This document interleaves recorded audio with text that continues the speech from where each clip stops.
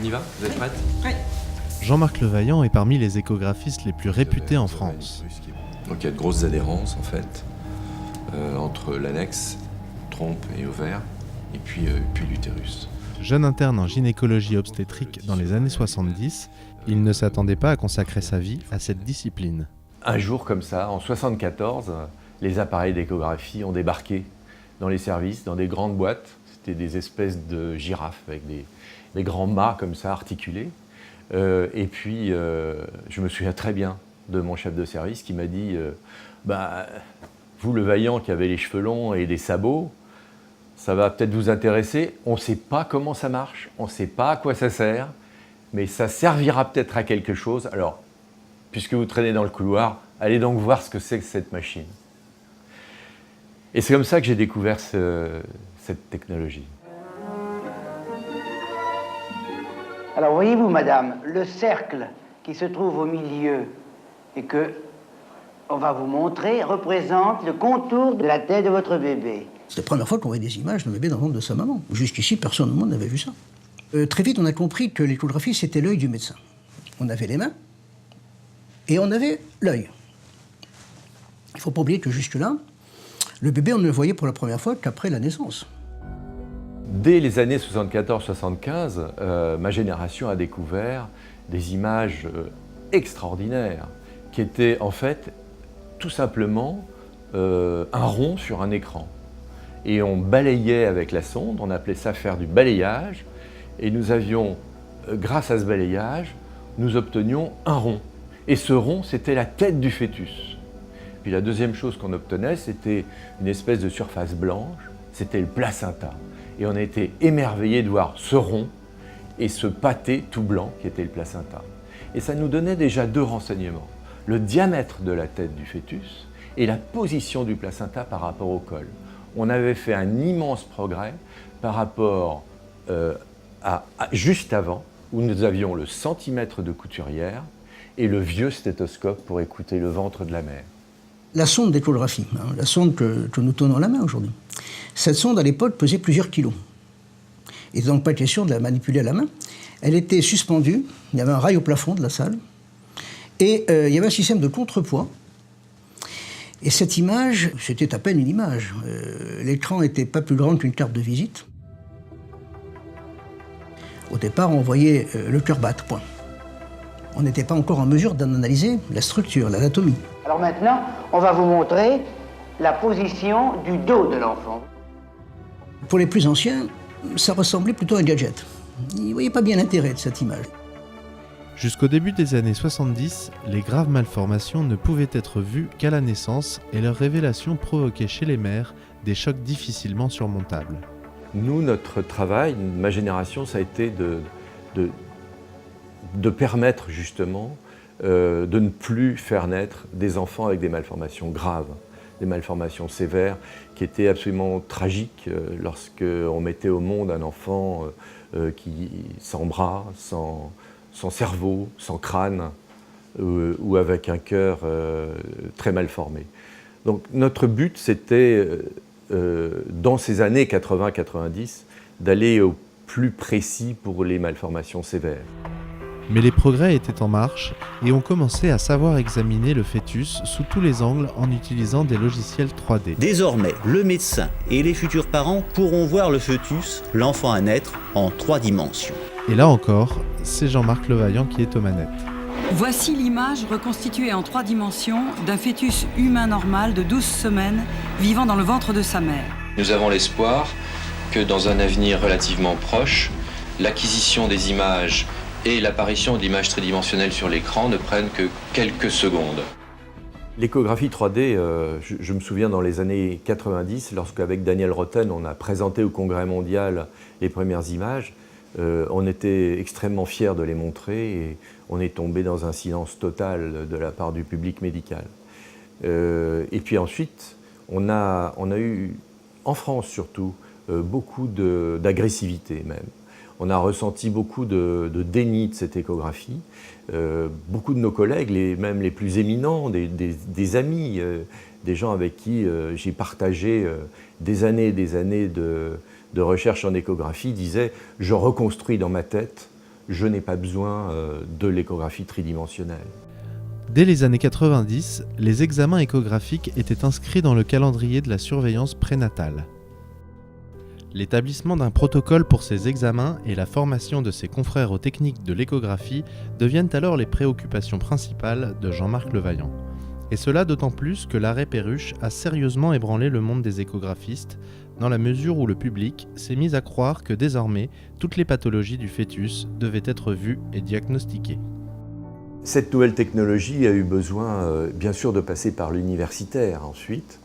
Et dans les années 80 puis 90, nous avons commencé à créer des diplômes d'université d'échographie de façon à homogénéiser la formation d'abord des gynécologues obstétriciens et des radiologues qui se sont emparés pour ces deux spécialités de l'échographie obstétricale. Et puis bien sûr ensuite, dans les années 90, 92 exactement, les sages-femmes qui nous ont rejoints dans l'enseignement de l'échographie. 2 petites filles vous attendez. Comme certains collègues, Jean-Marc Levaillant est convaincu qu'il faut aussi informer le grand public, et notamment les futurs parents. Et il n'hésite pas à prendre du temps pour expliquer les images aux mères et partager avec elles des moments d'émerveillement. Vous avez le premier bébé qui est tête en bas, comme ça, dos à gauche, et puis le deuxième bébé qui se situe plus haut, avec la tête ici dans la corne droite de l'utérus, et qui est en transverse, un peu en hamac, comme ça, complètement en travers. Ah oui. Ce sont ses mains, non, ses pieds. Alors, c'est son pied, ici, qui est complètement relevé, et là, c'est son bras, avec l'avant-bras qui entoure la jambe, en fait. C'est un exercice d'assouplissement qui est relativement fréquent chez le fœtus. Ils peuvent soit se remonter comme ça les jambes, c'est-à-dire, en fait, faire une espèce de roulade, une galipette arrière, soit allonger complètement les jambes. Le fait que l'utérus soit comme un ballon de rugby permet toutes les positions possibles, même à deux. Il a une bonne bouille, celui-là. Ouais, non, c'est la fille. Alors, cette petite fille, elle s'amuse dans sa poche, puisqu'elle est... Vous voyez ici la poche. D'accord. Donc ça, c'est la cloison entre les deux chambres. Vous voyez, elle est très lâche. Si on agite un peu le ventre, comme ça, on voit que cette membrane est très souple. Et ça leur permet, évidemment, de jouer avec la membrane et de ressentir les mouvements de l'autre, évidemment. Mais est-ce qu'ils communiquent entre les deux ou pas? Non. Alors ça, c'est le grand mystère des jumeaux. On peut quand même imaginer, quand on voit des images comme ça, où là, ils dorment l'un contre l'autre, vous voyez, c'est absolument adorable, avec les deux têtes l'une contre l'autre. Et puis l'épaule sur le dos, comme ça, du petit garçon, la petite fille sur le dos du petit garçon, on peut quand même penser qu'ils ont des sensations d'intimité et de chaleur que n'a pas un enfant tout seul. Ils se réveillent là, tous les deux là. Vous voyez, les mouvements sont plus toniques. Paf, il a pris une baffe. Vous avez vu? Il s'est pris une tannée là. C'est vrai qu'on est assez en attente d'une interaction, c'est vrai, quand on est maman, des deux jumeaux. Mais en fait, ça n'arrive pas forcément. C'est un peu comme dans la vraie vie. On danse pas toute la journée et on se prend pas la main tout le temps.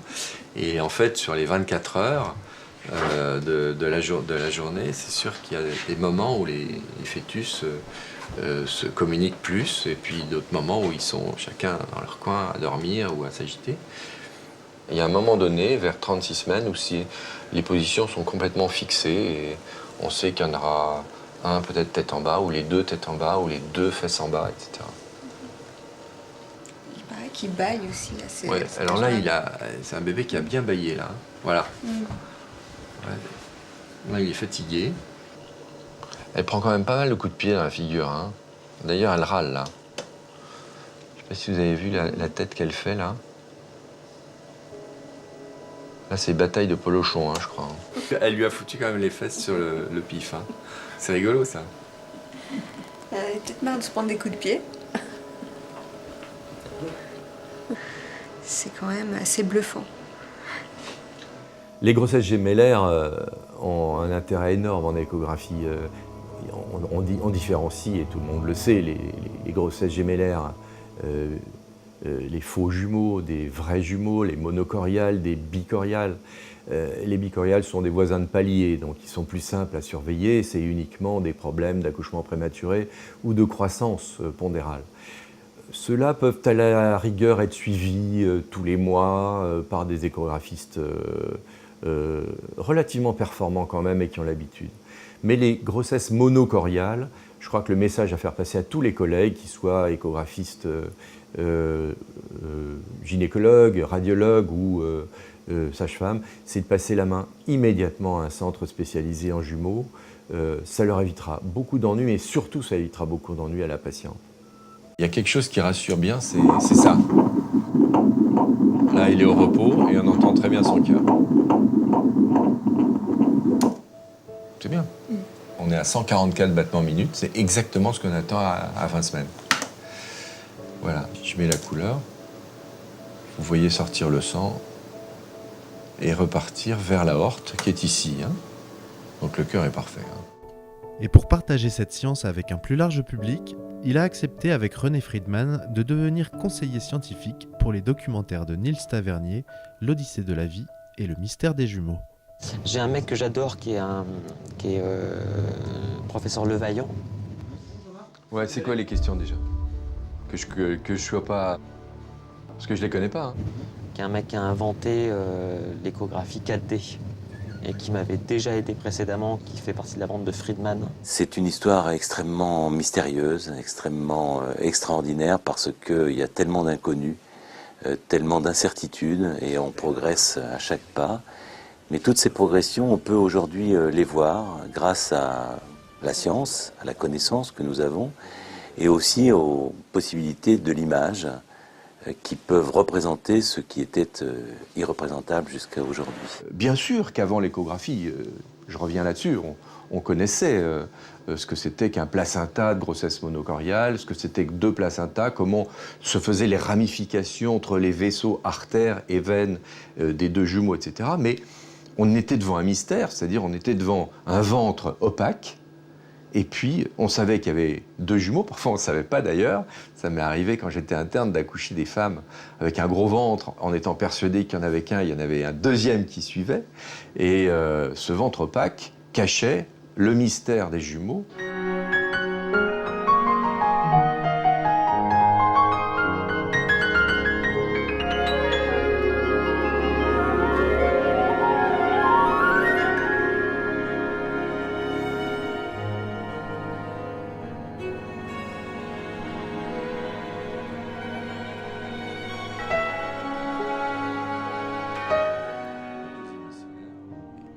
Mais la vie de l'échographiste est aussi branchée en permanence sur la réalité avec les mamans qui rencontrent leur futur bébé, qui ont besoin d'être écoutées et souvent rassurées quand il s'agit de leur annoncer le résultat de l'examen ou de leur expliquer des images pas toujours faciles à comprendre. On voit très très bien toute la colonne vertébrale, les jambes et les pieds ici. 12 semaines, c'est l'âge où ils sont extrêmement actifs. Pour une raison simple, c'est qu'ils ont beaucoup de place. Ce qui est marrant à voir, c'est qu'ils ont les mains qui sont toujours vers le visage. Le fait de passer la main comme ça vers le visage leur donne le réflexe de déglutition. Est-ce que les bébés sentent quand si je me mets à courir par exemple? Oui. Le fait d'avoir les... Oui, regardez. Ça le gêne ou... Ça le stimule, hein. C'est une... Donc c'est bon. C'est excellent. Excellent. Il faut courir. Il faut courir. Il faut se reposer, courir, vivre sa vie. Lui, il s'adapte. Ici, au CHU Bicêtre, l'échographiste référent travaille main dans la main avec les spécialistes de la médecine fœtale. Donc on a vu qu'il n'y avait pas de problème au niveau du cerveau, du cœur, des reins, de la vessie, donc ça c'est bien. Et au niveau du thorax, il a le thorax qui paraît un tout petit peu plus étroit par rapport au ventre. Donc c'est encore l'interrogation qu'on a avec votre bébé pour l'instant. Ça veut dire qu'il va être un peu mal à respirer, tout ça? Non? Il y a un risque. Donc c'est pour ça qu'il faut qu'on obtienne le diagnostic de votre maladie, parce que la seule chose dont on est sûr, c'est que votre enfant a la même maladie que vous. D'accord, ok. C'est très angoissant d'avoir une échographie, que ce soit la première, la deuxième ou la troisième, parce que on ne sait pas ce qui se passe. Les gens ne peuvent pas comprendre. Il faut donc leur expliquer ce qu'on voit. Ce qui se passe pendant la grossesse, et notamment lors des examens échographiques, a souvent un impact important pour les parents. Et en même temps, dans la mesure où c'est une pratique qui reste relativement récente, on n'a pas encore forcément tout à fait le recul pour voir quel en est l'impact exactement, parent par parent, je dirais, et puis dans le lien et dans le développement du lien. Vous êtes rassurée? Tout va bien? Oui. Oui, tout va bien. Au revoir madame, bon retour et partez tranquille. Merci beaucoup. C'est compliqué de à la fois bien faire son travail de professionnel et de regarder pour regarder l'ensemble des organes pour répondre, et à la fois d'être avenant avec la patiente et qui très souvent, quand on fait l'écho, regarde autre chose et qui nous dit ça c'est la tête pendant que nous on regarde autre chose, ou qui veut absolument savoir le sexe parce que c'est souvent la première préoccupation des patientes, et c'est compliqué d'être à la fois bon professionnel et à la fois d'accéder aux demandes des patientes qui ont la plupart du temps des grossesses normales et pour qui ça doit être un plaisir. L'échographiste ne pouvait plus travailler dans son coin. Il y a un moment donné, il y a une quinzaine d'années, il a fallu qu'on crée des centres multidisciplinaires, d'abord pour réfléchir ensemble, pédiatres, psychologues, échographistes, gynécologues et obstétriciens, pour réfléchir ensemble à ce qu'on faisait de ces enfants malades, quel destin on leur donnait, que ce qu'on proposait aux parents. Et ça, on ne pouvait pas le prendre dans notre coin d'échographiste, dans notre cabinet, seul. Il a fallu donc créer des groupes de centres de diagnostic anténataux qui permettaient bien sûr cette réflexion, mais bien sûr aussi de continuer à encourager les dépisteurs à faire leur métier. Diagnostiqués par échographie au cours de la grossesse, ces jumeaux, qui ont la même malformation, une hernie diaphragmatique, sont pris en charge dès la naissance et opérés dès le lendemain. On attend à peu près 12, 24, 48 heures en général de stabilisation, parce que, comme vous l'avez vu, la période de réanimation préopératoire est vraiment une période capitale, jusqu'à ce que l'enfant soit stabilisé et qu'on puisse l'opérer dans de bonnes conditions. Donc ici, ce que l'on voit, c'est le trou par lequel se trouvent des organes qui sont en train d'arriver, de descendre petit à petit, que je ramène dans la cavité abdominale. Ça, c'est l'estomac. Et puis, derrière, il y a du côlon. Voilà, maintenant, c'est de l'intestin grêle qu'on va réintroduire. Alors, est-ce que tu as l'impression d'avoir tout réintégré? Oui. Donc là, on va fermer donc, cet orifice diaphragmatique par des petits points. Les progrès de l'échographie ont bien sûr permis les avancées dans le domaine de la fœtopathologie, et des diagnostics de plus en plus précis ont conduit aux interventions in utero. L'hôpital Necker Enfants Malades est l'un de ces rares centres où ces interventions sont décidées et réalisées. Pour les cas où la suspicion est confirmée comme étant une malformation ou une anomalie, dans ces centres, eh bien, il est évalué le bénéfice éventuel d'une intervention prénatale. Donc ce sont des chirurgies bien sûr palliatives, extrêmement compliquées mais des gestes simples, comme la pose d'un plug, comme la pose d'un cathéter dans la vessie, etc. On est bien sûr dans une chirurgie interventionnelle très risquée qui est faite par des gens très formés, mais qui est une chirurgie palliative, en attendant donc la chirurgie ex utero. Cette intervention montre l'introduction d'un ballonnet dans la trachée d'un fœtus de 28 semaines. Le professeur Yves Ville espère par ce moyen protéger et stimuler la croissance des poumons du futur bébé. Il a son dos à droite et en arrière, et il a sa frimousse par ici, donc c'est pas mal. Après s'être assuré de la bonne position du fœtus par échographie, le chirurgien l'anesthésie et l'immobilise à travers le cordon ombilical. L'opération peut maintenant commencer. Ça là, ouais. Ah voilà, allez, c'est bon, ballon, tu le descends. Attends, je remonte un peu, voilà, là c'est bon. Le ballon peut maintenant être mis en place. Vas-y, tu peux gonfler. Ouais. Tranquille, hein. Jusqu'à 0,8, hein. Voilà. Hop. Voilà. Ok. Bon, donc il est en place. Le ballon est dans les filets. Maintenant, il faut que le bébé soit joueur aussi. Hein. D'accord. Le quotidien de l'échographiste référent est aussi le dialogue permanent avec le chirurgien du nouveau-né. Il s'agit d'évaluer ensemble les perspectives de la réparation d'une malformation après la naissance et de rassurer et convaincre les futurs parents. Bon Gérard, en fait voilà, je suis un peu confronté à la demande des parents là, de la réparation chez ce fœtus qui a une fente, visiblement là on va la prendre en coupe transbuccale, qui a une fente labiale unilatérale et que je pense être complète. Et je voulais justement te demander ton avis. Qu'est-ce qu'on va pouvoir dire aux parents? L'échographie est une échographie de combien de semaines? Là, on est à 28 semaines. 28 semaines. D'aménorrhée. C'est un beau bébé, hein, c'est un beau fœtus avec une fente labio-maxillaire et vélo-palatine droite. Ouais. Cette fente est une fente classique, dans la mesure où il n'y a pas d'autres malformations, d'autres anomalies morphologiques du cerveau, des yeux, des membres, du cœur. On peut raisonnablement commencer à proposer aux parents un protocole de réparation qui aura lieu dans les semaines, parfois les mois qui suivent l'intervention, à condition évidemment que le bébé soit proposé de façon sécuritaire aux anesthésistes, c'est-à-dire qu'il ait au moins 4 kilos et qu'il soit autonome sur le plan alimentaire.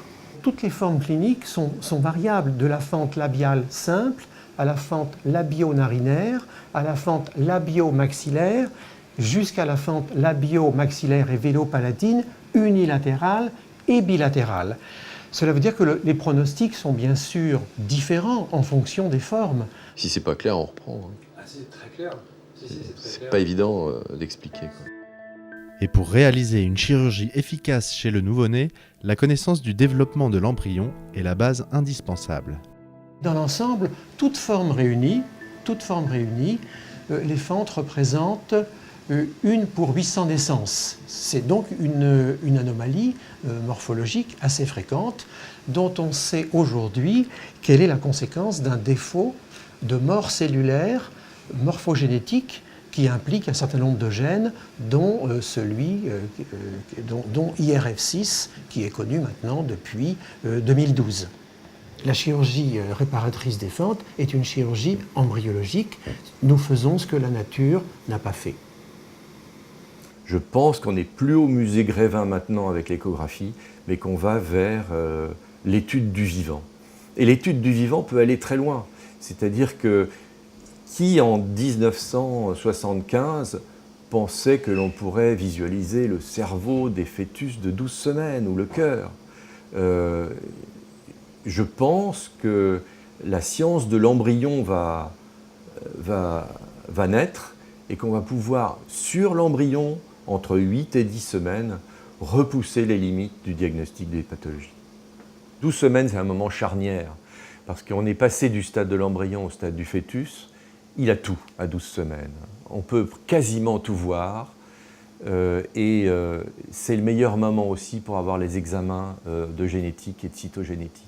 Donc c'est le moment carrefour où tout peut être réuni, où l'échographie peut être, je pense, dans un avenir proche, de façon beaucoup plus confortable par l'échographiste, car il pourrait, rêvons un peu, avoir juste avant l'ensemble des examens liés à l'ADN et à la cytogénétique du fœtus.